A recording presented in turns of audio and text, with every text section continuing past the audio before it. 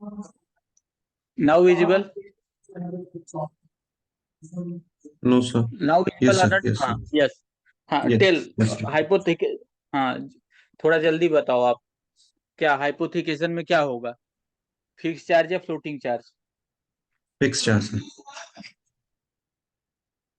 ठीक है, फिक्स्ड भी हो सकता है, फ्लोटिंग भी हो सकता है। जैसे स्टॉक है तो फ्लोटिंग हो जाएगा, ठीक है। हम्म। या कोई व्हीकल है तो मान लो वो फिक्स चार्ज है, मशीनरी है तो वो फिक्स चार्ज फिक्स है। चार्ज। ओके। यस हाँ। सर। अभी लियन क्या है? Lien is the right that creditor will retain the possession till payment is. अच्छा, लियन का कोई एग्जांपल दे सकते हो क्या आप? लियन एफडी और के ऊपर प्लेज में लोन सर। डिफरेंस बता सकता है? हाँ। एफडी, एफडी के ऊपर लोन जो देते हैं अपन, वो लियन में कंसिडर होता है।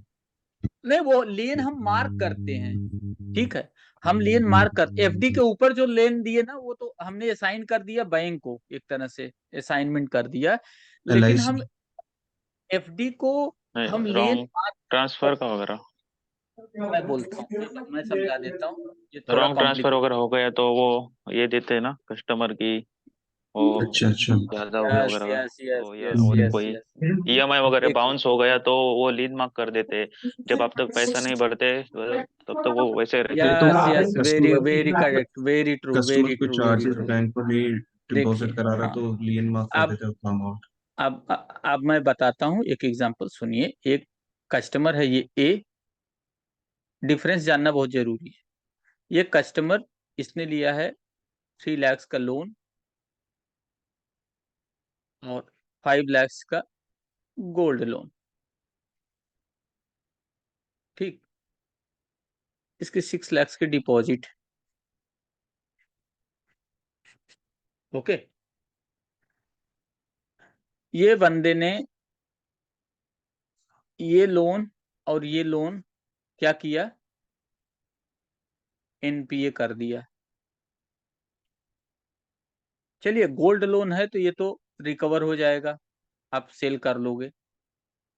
5 लाख वाला, 3 लाख का जो पर्सनल लोन इसको आपने दिया है वो तो रिकवर होने से रहा। तो क्या आप इसका एफडी इसमें तोड़ के डाल सकते हो क्या? अभी मेच्योर नहीं है, मेच्योर होने में 2 साल है।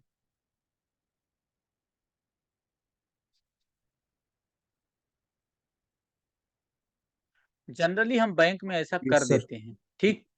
लेकिन ऐसा करना नहीं है, ठीक है।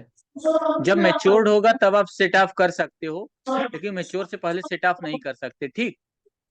चलिए, उस टाइम ये बंदा आया, कहा कि मुझे मेरे एफडी को तोड़वाना है और इसको वापस चाहिए।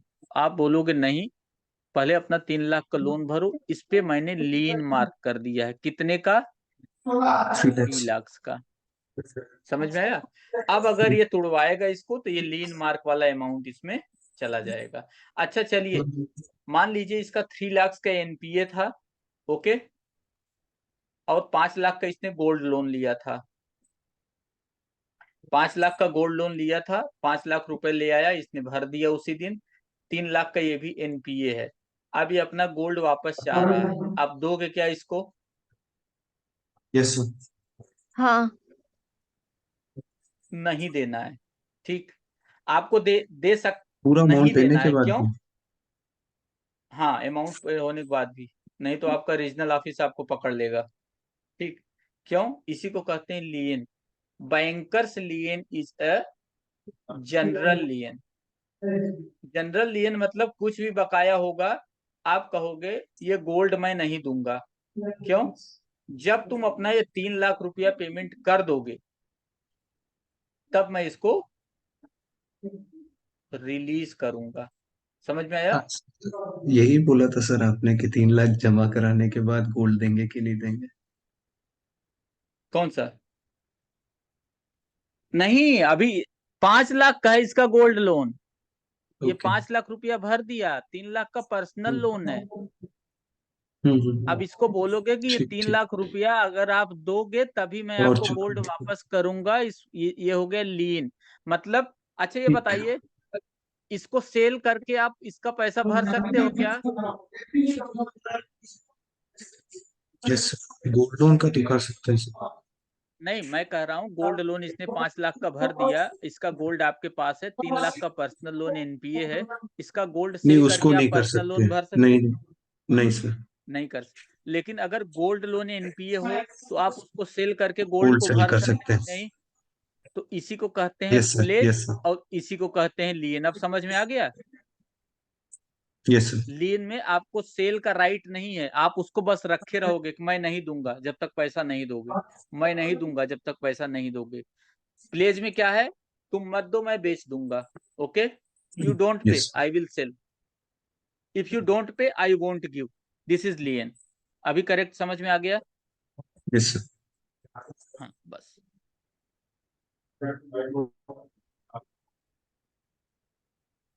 मोर्टगेज बस पूछा गया है, सेक्शन किस सेक्शन में डिफाइंड है, बस इतना पढ़ना जरूरी है, इतना आप पढ़ लीजिएगा। लिमिटेशन पीरियड क्या है ये पूछा गया, बस इसके अलावा और कुछ पूछा ही नहीं गया है। ठीक है, ये टाइप ऑफ सिंपल और यूसुफ्रुक्चुअरी, और ये क्या है, ये हम अभी आरबीआई के सर्कुलर में एक सरफेसी के डायरेक्शन आया उसके साथ ही पढ़ेंगे, लेकिन इससे पहले हम आपको लिमिटेशन पीरियड क्या होता है ये बता देते हैं। दूसरा चीज, मोर्टगेज का 12 ईयर्स याद रखना है, बाकी कोई भी आए 3 ईयर्स करके चले आना है। 30 ईयर्स भी है सेल वाले में, लेकिन 30 ईयर्स वाला पूछा नहीं जाता कभी। 30 ईयर्स भी है, वो भी लिखा गया है। लिमिटेशन क्या होता है ये मैं बताता हूँ। लिमिटेशन, आपने लोन लेते समय रिवाइवल लेटर आप साइन कराते हो ना, कई लोग yes sir. Revival letter sign कराते हो। जनरली ये लोन के 10 ईयर के बाद साइन कराना है, लेकिन हम लोग पहले ही साइन करा के रख देते हैं, क्योंकि एक बार लोन ले लिया तो वो बंदा फिर कोई साइन नहीं करता है। करेक्ट। अब देखते हैं लिमिटेशन पीरियड क्या होता है। लिमिटेशन पीरियड वो पीरियड होता है जिसके बाद आप कोई भी केस फाइल नहीं कर सकते किसी भी चीज का। ठीक है, अगर आपने मोर्टगेज की कोई प्रॉपर्टी, मोर्टगेज किया और उसने ये प्रॉपर्टी 12 ईयर्स तक एनपीए भी पड़ी रही और आपने प्रॉपर्टी के लिए सूट भी नहीं फाइल किया, तो 12 ईयर्स के बाद तो आप सूट फाइल कर नहीं पाओगे। दूसरा, पर्सनल लायबिलिटी, इसके लिए तो 3 ही साल है। अगर आपने 3 ईयर्स नहीं कुछ किया इसमें सूट फाइल और वो अकाउंट एनपीए होता रहा, ठीक है, एनपीए के बाद भी पड़ा रहा, तो आप इसको भी नहीं केस फाइल कर पाओगे। इसीलिए हर समय रीजनल ऑफिस से आपको फोन आता रहता होगा कि रिवाइवल करो, और इन सब का 3 ईयर्स में रिवाइवल लेटर साइन करा के डॉक्यूमेंट के साथ रखाओ। जनरली ऑडिट में यही चेक करते हैं कि डॉक्यूमेंट टाइम बार्ड हो गया है कि नहीं। तो यही चीज है। लिमिटेशन क्या है? वो पीरियड जिसके बाद आप डॉक्यूमेंट्स को कोर्ट में प्रेजेंट नहीं कर सकते। रिवर्स मोर्टगेज ये इंपॉर्टेंट है। अब मोर्टगेज क्या होता है ये पहले बताते हैं। मोर्टगेज क्या होता है? किसी भी इमूवेबल प्रॉपर्टी को बैंक का इंटरेस्ट, बैंक का चार्ज क्रिएट करना, that is type of mortgage. Okay. अच्छा, कोई चीज मोर्टगेज होती है तो इस ये आदमी ने अपना घर मोर्टगेज किया तो इसको क्या मिलेगा बैंक से? Money. Correct. Is it okay? भाई मोर्टगेज तो पैसे के लिए ही करते हैं ना, क्यों? एम आई ऑडिबल और नॉट? हाँ सर। हाँ, यस। नाउ इसने मोर्टगेज किया, बैंक ने इसको पैसा दिया। करेक्ट। ये फर्स्ट स्टेज हो गया। रिवर्स मोर्टगेज देखते हैं। रिवर्स मोर्टगेज में क्या हुआ? बैंक ने कुछ नहीं किया, बैंक ने सीधे इसको पैसा दिया। कैसे? मंथली सैलरी समझ लो आप। चलो, इसको जरूरत थी, इसने बैंक को कहा कि मेरा घर आप ले लो और मुझे पैसा दे दो। ठीक है, तो बैंक ने कहा ठीक है, बैंक ने इसका घर ले लिया और इसको बोला कि आपको हम मंथली पैसा देते रहेंगे 20 ईयर्स तक। तो 20 ईयर्स में बैंक का जितना टोटल पैसा होगा, इंटरेस्ट होगा, अदर चार्जेस होगा, वो लेकर के यहाँ पर जनरली क्या है 20 ईयर्स नहीं है, जब तक जिंदा रहते हैं तब तक ये ऐसा बैंक करता है, ठीक है। उसका टोटल आउटस्टैंडिंग बना देता है, और जब ये लोग मान लो ये बंदा एक्सपायर हो गया तो ये लीगल हीयर्स ये पैसा भर देते हैं बैक एंड पे, और घर उनके नाम में हो जाता है। अगर ये पैसा नहीं भरेंगे तो ये घर बैंक क्या कर देगा, सेल कर देगा। इसी को बोलते हैं रिवर्स मोर्टगेज। रिवर्स मोर्टगेज मतलब अपनी प्रॉपर्टी रख के अपनी इनकम और उसके लिए जो लोन लेते हो आप, उसमें घर बनाने जैसा कुछ नहीं है, ठीक है। एक तरह से उस उसे बोलते हैं रिवर्स मोर्टगेज। अच्छा, रिवर्स मोर्टगेज किसके लिए है? हम आप नहीं ले सकते, केवल सीनियर सिटीजन ही ले सकते हैं। अगर ज्वाइंट अकाउंट है हस्बैंड वाइफ का, तो कम से कम एटलीस्ट 1 पर्सन को सीनियर सिटीजन होना जरूरी है। इसके अलावा इसमें रिवर्स मोर्टगेज में कुछ नहीं पूछा जाएगा। असाइनमेंट क्या होता है? Assignment is defined in section 3। देखिए ये सेक्शन ये वाले याद रखना जरूरी है आप, ठीक है। BR एक्ट के चाहे आप पूरे सेक्शन मत याद रखो, लेकिन बैंकर कस्टमर रिलेशनशिप के जो भी हैं वो असाइनमेंट आपको याद Screen is रखना not जरूरी visible, sir. Sir, is screen not visible? है। 1 मिनट।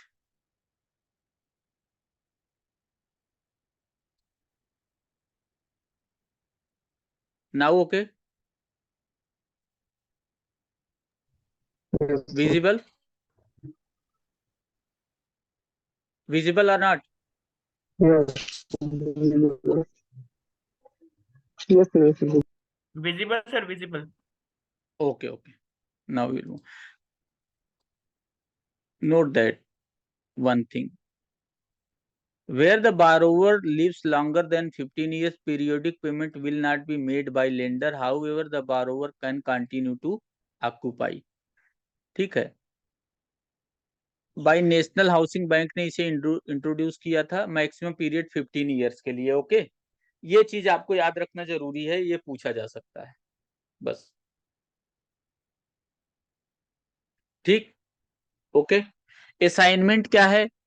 असाइनमेंट होता है एक्शनेबल क्लेम्स। एक्शनेबल क्लेम क्या होता है? जो टाइम बाउंड क्लेम्स जो हैं आपके, टाइम बेसिस पे जो क्लेम हो रहे हैं, जैसे NSC सर्टिफिकेट हो गया, KVP हो गया, इंश्योरेंस पॉलिसीज हो गई, ये सब एक्शनेबल क्लेम में आती हैं under section 130 of the act.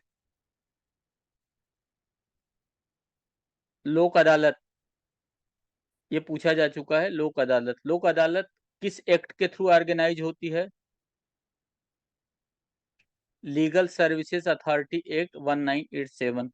कौन इसको ऑर्गेनाइज कराता है? स्टेट लेवल का, अभी तो नेशनल कराता है, national legal services authority, NALSA.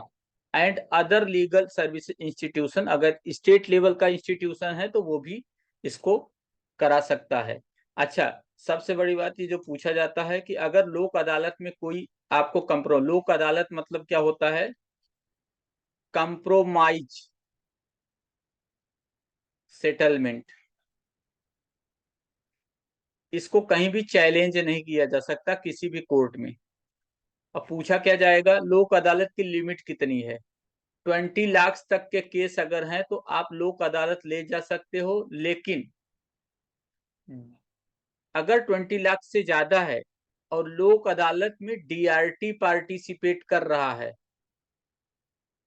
मतलब DRT ऑर्गेनाइज करा रहा है, डेट रिकवरी ट्रिब्यूनल, तो आप 20 लाख से ज्यादा के भी केस उसमें ले जा सकते हो।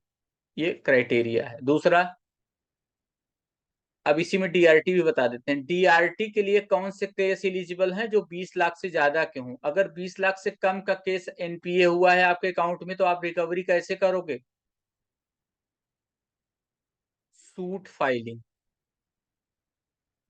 ओके, इंटरव्यू में पूछा जा सकता है, तो आप बताओगे 20 लाख से कम का है तो हम सूट फाइल करके उसको रिकवर करेंगे। अगर वैसा है तो नहीं करेंगे, तब फिर DRT में जाएगा। इसमें यही इतना आपको पढ़ना जरूरी है। क्या decision is binding and final. अच्छा, ये अगर मान लीजिए आपका कहीं भी यहाँ पे मान लीजिए लोक अदालत में आपने सेटलमेंट किया ए और बी ने, एक ये है बैंक, ये है कस्टमर। अगर कस्टमर नहीं पेमेंट करे तो बैंक उसमें कुछ नहीं कर सकता। फिर से वो बैंक बोलेगा कि अब हमारा पूरा ड्यूज दे दो, अब तुम्हारा टाइम पीरियड चला गया, तुम इस टाइम पीरियड में नहीं हो। तो उसमें एक टाइम मिलता है कितने टाइम में आपको पेमेंट करना है।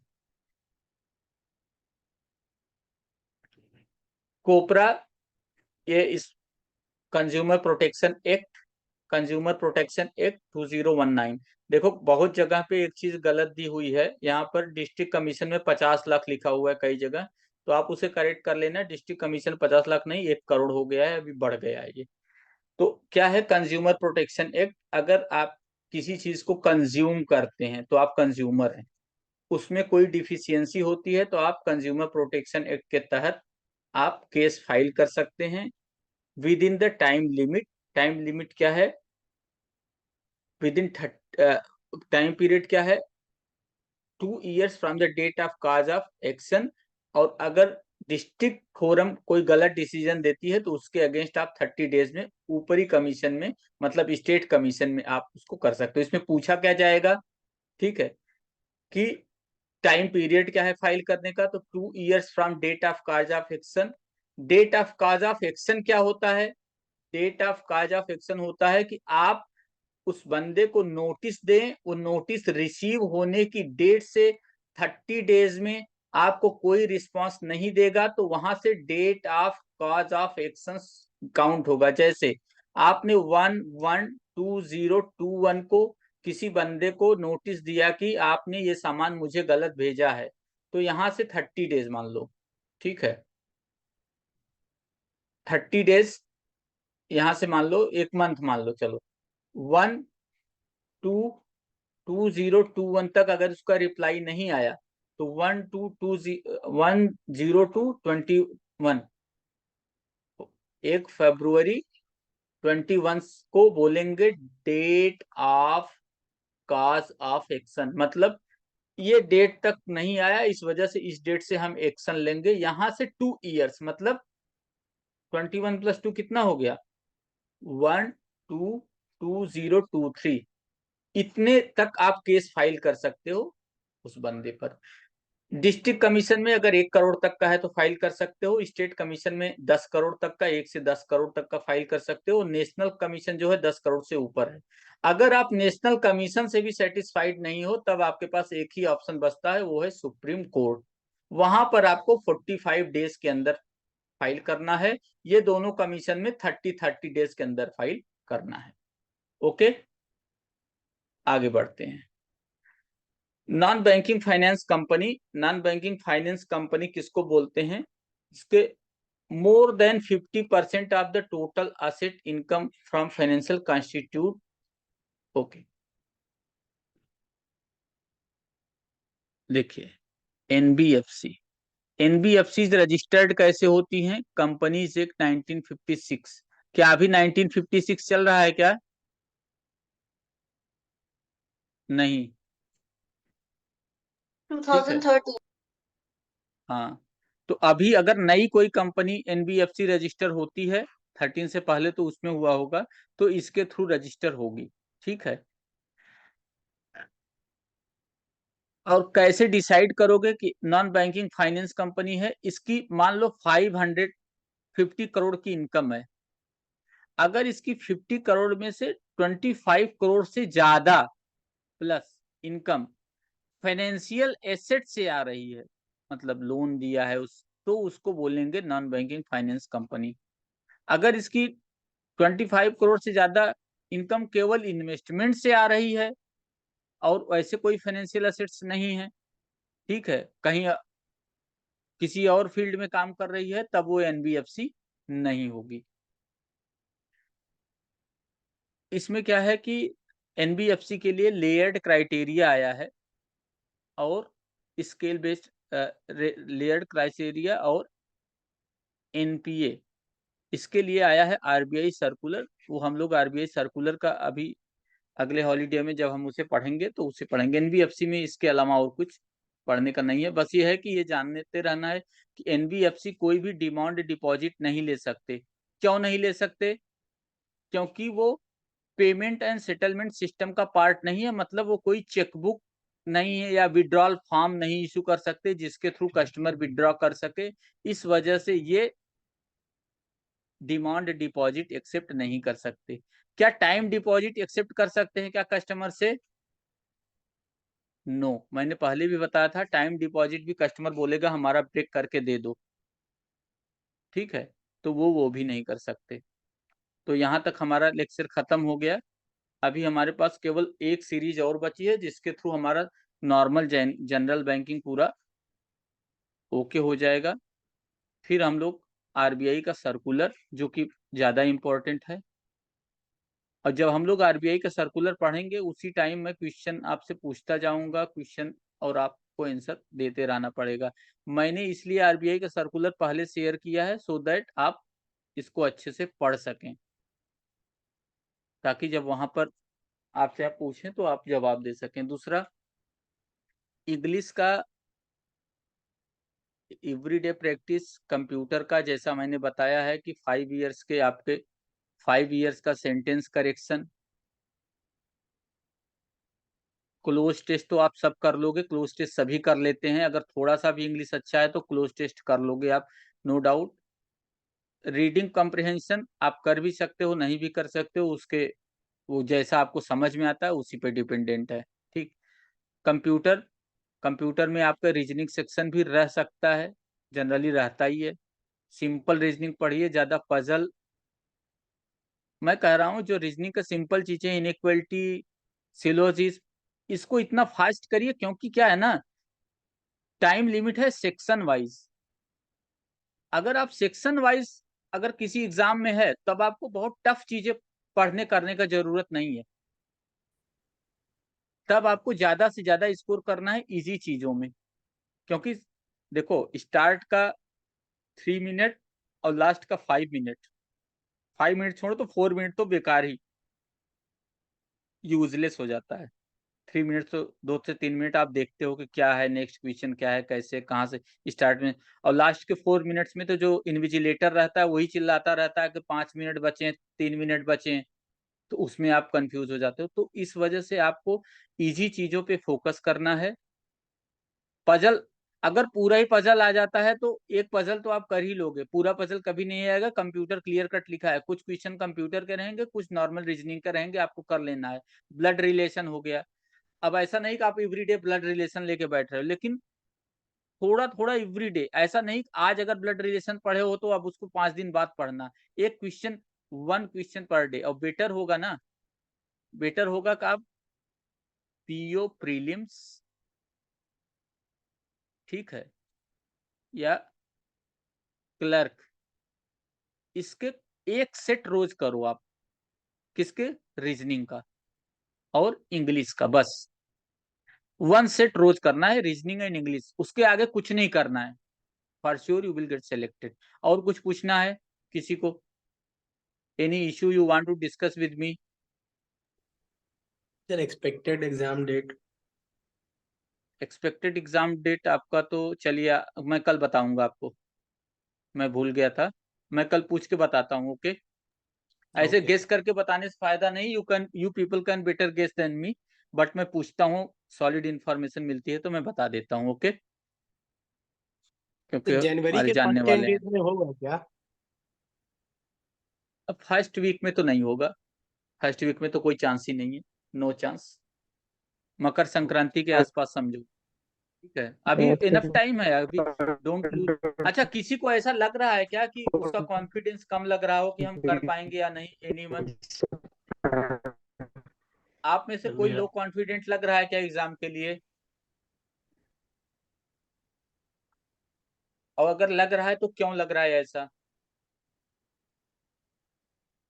देखो, मैं पहले से बता रहा हूँ, अगर कोई बहुत ज्यादा एनआई एक्ट या बीआर एक्ट कर रहा है, बीआर एक्ट का पूरा मैंने पीडीएफ दिया हुआ है, आप चाहो तो उसमें से 100 सेक्शन याद कर लो, कुछ नहीं आने वाला है, ठीक है।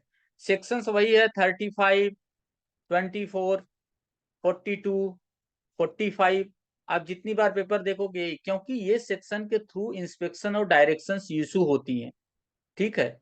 और इसका मैं पीडीएफ शेयर कर देता हूं, और मैं जो फाइनल लेक्चर है उसका भी पीडीएफ शायद 2 डेज में शेयर कर दूंगा, ठीक। जो करंट अफेयर्स के लिए जो मैं बता रहा हूँ वो 200, 300 जो वन लाइनर, मैं इसीलिए वन लाइनर बना रहा हूँ ऑब्जेक्टिव, क्योंकि आपको पढ़ने में कम टाइम लगे, आप सीधे स्ट्रेट फॉरवर्ड उस लाइन को पढ़ लो, दैट्स ऑल। उसके अलावा कुछ नहीं आएगा। गवर्नमेंट स्कीम्स पढ़ लोगे, उसी से आना है, बिल्कुल फिंगर्स क्रॉस रखो, हो जाएगा। लेकिन यह है कि आपको जो बता रहा हूँ, वन सेट आपको डेली करना है। इंग्लिश का कैसे करना है, एक क्लर्क या पीओ का सेट लो, उसको सॉल्व करो, जहां पे गलत हो रहा है उसका एक्सप्लेनेशन देख लो, ठीक है, वो अच्छा है। सर कुछ ऐसे टॉपिक्स बता देते ऐसे राइटिंग के लिए। ऐसे राइटिंग के लिए देखिए, ऐसे राइटिंग के लिए फाइनेंशियल इंक्लूजन ले लो, डिजिटल बैंकिंग ले लो, ठीक है। और अभी विजिलेंस अवेयरनेस वीक किसी पे चला था ना, वो देखना, टॉपिक मुझे याद नहीं आ रहा है, बिजनेस नेट पे डालोगे तो आ जाएगा, बिजनेस अवेयरनेस वीक, उस पे ले लो। ये टॉपिक ऐसे हैं कि अगर बैंकिंग से रिलेटेड कुछ भी आएगा, आप इस टॉपिक को किसी तरह घुमाते फिराते उसमें ले जाओगे। दूसरा, ऐसे राइटिंग में क्या है, आपको पहले इंट्रोडक्शन, बॉडी पार्ट, कंक्लूजन। जैसे अगर बैंकिंग पे आया कि राइट इसे ऑन, चलो एक मैं बता ही देता हूँ आपको, थोड़ा सा इसमें एक गाइडेंस दे देता हूँ। मैं बोलता हूँ, लिखते हैं write an essay on today's banking, या write an essay on future banking, या फ्यूचर ऑफ बैंकिंग, ओके। तो आपको ये तुरंत नहीं लिखना है कि we know that the future banking is going to be composed of AI and other automation tools, no. ये बॉडी पार्ट है आपका। आपको शुरू करना है कैसे, banking has been a very effective tool in managing the transaction and seen a drastic and full-fledged changed scenario from start to end. It has played a vital role in upliftment of the society and lower strata people. अब आप उसके बाद लिखोगे कि अब technology कौन सी आ रही है नए में, इसमें क्या है। अब कंक्लूजन में क्या लिखना है, कंक्लूजन में अब ये लिखना है कि फ्यूचर की बैंकिंग मोर इंक्लूसिव हो जाएगी, प्रोडक्ट्स ज्यादा इजिली एसेसिबल रहेंगे, और जिसके पास जितनी अच्छी टेक्नोलॉजी रहेगी बैंकिंग में, वो आगे चल करके ग्लोबल लीडर बनेगा। बस। अब ये नहीं है कि इससे में कोई चीज सही गलत नहीं होती, वो आपके आइडियाज होते हैं, आप उसके बारे में क्या सोचते हैं। तो अभी आपको समझ में आया कि ऐसे राइटिंग कैसे करनी है आपको, yes sir, yes sir. Okay. हाँ, तो इसी तरह करना है। सेंटेंस करेक्शन की बात हो गई। मैं कह रहा हूं एक सेट इंग्लिश का करना है आपको। आपको ये मान के नहीं जाना है कि आपको सब आएगा, बिल्कुल नहीं। अगर आप पूरा अभी चलोगे, एक आर्टिकल पढ़ें, ठीक है, फिर कहीं नरेशन में सही होता है कि नहीं, फिर प्रीपोजिशन में क्या होता है, एडजेक्टिव में क्या होता है, आप पूरे एग्जाम तक नहीं पढ़ पाओगे। आपको वन सेट इंग्लिश का पूरा सॉल्व करना है, उसका आंसर मैच कराना है, जहां पर गलत है उसका एक्सप्लेनेशन देखना है, कॉपी में नोट करना है, नेक्स्ट डे वो एक्सप्लेनेशन का ये रिवाइज करना है, अगले दिन अगला पेपर करना है। ऐसे आपको नहीं कुछ तो 5 to 6 पेपर्स आपको कई बार करने हैं जो याद हो जाएं, 5 to 6 ईयर्स के। मान लो दो, एक ईयर में 2 या 3 सेट होते होंगे तो 10 से 15 पेपर आएंगे आपके, 18 पेपर, बस, दैट्स ओवर। और अगर आप ये सोच रहे हो कि आप 1 मंथ में पूरे 5000 वर्ड मीनिंग्स याद कर लोगे और पूरे प्रीपोजिशंस पढ़ लोगे, देन आप नहीं कर पाओगे। क्योंकि आप पीओ की प्रिपरेशन नहीं कर रहे हो। मोस्ट आप में से जॉब कर रहे होंगे, आपके पास उतना टाइम नहीं है। और पीओज भी अगर ऐसे प्रिपरेशन करते हैं तो वो सिलेक्ट नहीं होंगे। आपको ऐसे ही तैयार करना है। अगर आप सोचो कि आप ग्रामर पढ़ के, और ग्रामर अगर आप एक दिन पूरा नाउन पढ़ते हो, फिर नाउन पे प्रैक्टिस करोगे, फिर प्रोनाउन पे, फिर एडजेक्टिव पे, आप कब तक प्रैक्टिस करोगे? ऐसा आपको एवरीडे सेम करना है। और देखो, इंग्लिश का पैटर्न सेम है। कुछ जगह का ऐसा है ना, ए एन दी, इसको पढ़ने की जरूरत नहीं है। आपको जनरली पढ़ते पढ़ते आपको पता रहता है कहाँ पर ए होगा, कहाँ पर एन होगा। जो कॉम्प्लिकेटेड आते हैं, जो एग्जाम में आते हैं, बस उसकी प्रैक्टिस करना है आपको, इंग्लिश। ठीक। रीजनिंग के लिए मैंने बोल दिया है, इजी चीजें जो है, इनइक्वलिटी है, अब वो आपको देखते ही पता लग जाएगा। E is greater than F, या एफ इज लेस देन ई, और नन ऑफ दीज। इस पे आप कमांड करिए ताकि आप इसको देखते ही रख लो।